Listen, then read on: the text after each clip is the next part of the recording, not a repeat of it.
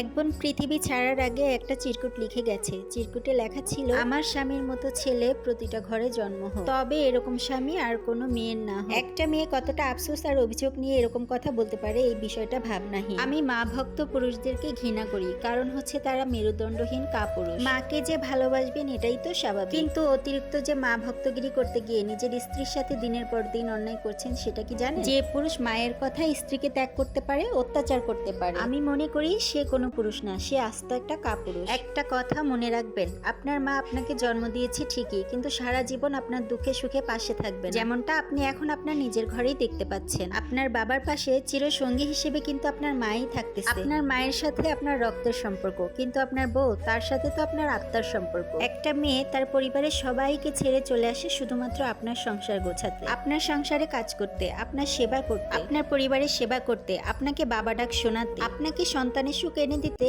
নিজের জীবনটাই বিপন্ন করে ফেলে, নিজের সৌন্দর্য নষ্ট করে। একবার কি ভেবে দেখেছেন আপনার বউ আপনার জন্য কি কি ত্যাগ করে এসেছে? কখনো আপনার স্ত্রীকে জিজ্ঞাসা করেছেন উনি ক্লান্ত কিনা, ওনার কিছু পছন্দ কিনা, ওনার কিছু লাগবে কিনা, ওনার কোনটাতে ভালো লাগতেছে, কোনটাতে খারাপ লাগতেছে? কিছু পুরুষ তো আছে ভালোবেসে মাকে কিছু কিনে দিতে পারে, কিন্তু বউকে দিতে পারে না। মা অসুস্থ হলে মাকে সেবা করতে পারে, তবে বউ অসুস্থ হলে বউকে সেবা করতে পারে না। মায়ের হাত খরচের টাকা দিতে পারে, কিন্তু বউর হাত খরচের টাকা দিতে পারে না। মাকে সব দিতে পারেন, আর বউর বেলায় সবকিছুই শূন্য হয়ে যায়। বউকে মাসে একবার কোথাও ঘুরতে নিয়ে গেছেন, সপ্তাহে কোনো একটা রেস্টুরেন্টে খেতে নিয়ে গেছেন, বউকে কি কখনো একটা দামি শাড়ি কিনে দিয়েছেন? কি ব্যাপার, এগুলা দেননি তো, তাই তো? এটাই স্বাভাবিক। কিন্তু এই সকল জিনিস যখন আপনার স্ত্রী আপনার কাছে মুখ ফুটে চাইবে, তখনই বাহানা, তখনই শুধু বউর বেলায় হিসাব কষে। আর ঠিক তখনই বলবেন, বাইরে তো একটু ঘুরতে যাব, মায়ের কাছ থেকে একটু পারমিশন নিয়ে আসি। আর যদি মা একবার পারমিশন না দেয় তাহলে তো হয়েছে, তাহলে তার বউকে নিয়ে ঘুরতে যেতে পারবেন না। যে মেয়েটা আপনার পরিবার সংসার সামলাতে হিমশিম খায়, যে মেয়েটা পিরিয়ডের ব্যথা নিয়েও সংসারে সব কাজ করে নানা রকমের খাবার রান্না করে আপনাদের সামনে হাজির করে, সেই মেয়েটা কি কখনো জিজ্ঞাসা করেছেন আজকে তোমার শরীরটা কেমন, তোমার শরীরটা খারাপ লাগতেছে কিনা, তুমি কি রেস্ট করতে চাও কিনা? না,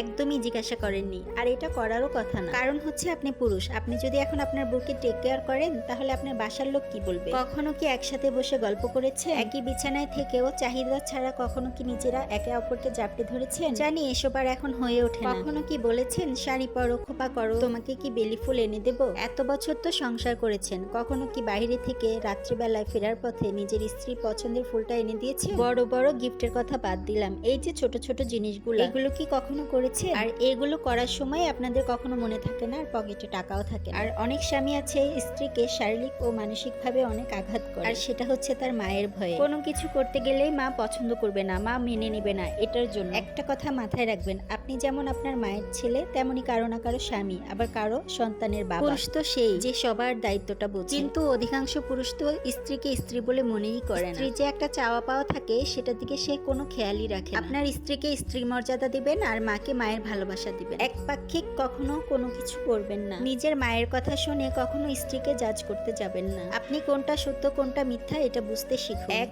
অভাগী আপুর কথা ছিল, আমি আমার স্বামীকে কখনোই ক্ষমা করব না, কখনোই না। বিয়ের আগে এত শান্তিতে ঘুমাতাম, কিন্তু এখন আমাকে এত চাপ দেয় সবাই মিলে, রাত 2টা 3টা বেজে যায়, অথচ আমার চোখে এখন কোনো ঘুম নেই। আমি মানসিক রোগী হয়ে গেছি। আমি আমার স্বামীর সাথে কখনো মনের একটা কথা শেয়ার করতে পারি না। কখনো যদি আমার মনের দুঃখের 2টা কথা তার সাথে শেয়ার করি, তখন সে আমাকে 1000টা বকা দেয়, 1000টা তর্ক দিয়ে সে আমাকে বুঝিয়ে দেয় যে দোষটা আসলে আমারই ছিল, যার কারণে আমার এই দোষ। শ্বশুর বাড়িতে আজকে দীর্ঘ 8 বছর ধরে সংসার করতেছি, কিন্তু এখন পর্যন্ত নিজের একটা পছন্দ মতো কোনো জিনিস কিনতে পারিনি। আমার রুমটাও আমি ঠিক মতো সাজাতে পারিনি। এই 8টা বছর তার মা ঠিক যেভাবে চালাতে চেয়েছে আমি সেভাবেই চলেছি, কখনো কোনো কথা বলিনি। তারপরে যদি আমার স্বামীটা আমার মনের কথাগুলো একটু বুঝতো, তাহলে আমার আর কিছুই লাগতো না। কিন্তু আফসোস কি জানেন, আমার স্বামী আমার দিকটাই বুঝলো না।